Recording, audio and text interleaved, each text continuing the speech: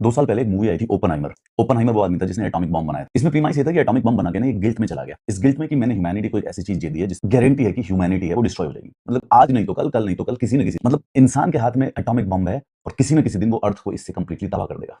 France ने निर्णय लिया है कि वो अपना न्यूक्लियर आर्सेनल जो है वो बढ़ाएगा, न्यूक्लियर बम बढ़ाएगा।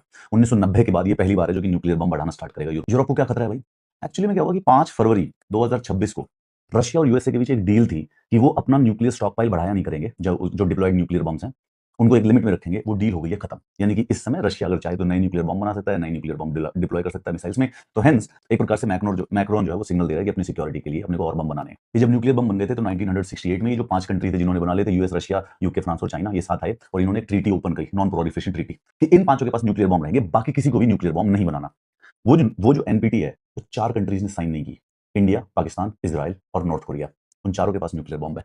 लेकिन अब कोई भी और न्यूक्लियर बम बनाने की कोशिश करता है तो ये इस बहाने से उसके ऊपर अटैक कर देते हैं। जैसे कि इराक पे भी इसीलिए अटैक किया था और ईरान पे भी इसीलिए अटैक किया था।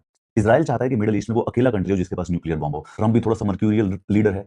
तो यूरोपियन लीडरशिप सोच रही है कि अब हम एक यूरोपियनाइजेशन ऑफ द न्यूक्लियर स्ट्रेटजी करते हैं। मतलब ये हिस्टोरिकली 1950 के बाद यूएस और रशिया में आर्म्स रेस चली थी, जितनी मर्जी न्यूक्लियर बॉम्ब बनाओ बनाओ बनाओ बनाओ। लेकिन फिर 1970 में जब पता चला कि यार ये बहुत बड़ा खतरा है, दुनिया खत्म हो सकती है, तो इन सब ने स्लो डाउन कर दिया और नॉन प्रोलिफरेशन ट्रीटी इसलिए बनाई गई थी। और उसके बाद एक न्यू स्टार्ट ट्रीटी भी इसी कॉन्टेक्स्ट में साइन की गई थी।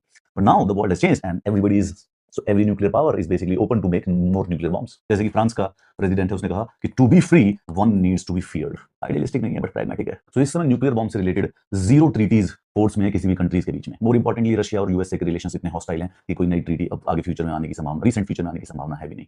जो बिग 5 कंट्रीज है न्यूक्लियर पावर के साथ, they all are Christian countries. China is atheistic, 4 Christian है। सिर्फ पाकिस्तान है इस्लामिक कंट्री जिसके पास न्यूक्लियर बम है। इजराइल जुडाइज्म कंट्री है, उसके पास न्यूक्लियर बम है। और चाइना और नॉर्थ कोरिया जो है प्राइमरली एथिस्टिक कंट्रीज है। So Christianity, Islam, Hinduism and Judaism, इन सब के पास न्यूक्लियर बम है। चाहे किसी भी नजर से देखो, है ये काफी important statement. The world is entering the new arms race. Actually new arms race तो हो चुकी। The second arms race, I don't know. They'll just find some better name for it. What I will suggest is that this is a for sure another arms race. और यहीं पर मुझे लगता है कि ओपनहाइमर का जो ये एंडिंग सीन है, यहाँ पे ओपनहाइमर को रियलाइजेशन होती है कि उसने एक ऐसा चेन रिएक्शन स्टार्ट किया है that only ends with the complete destruction of humanity. थोड़ा फियर मॉन्गरिंग हो गई है ना? Peace, peace my friends, peace, peace my friends, peace, peace on earth.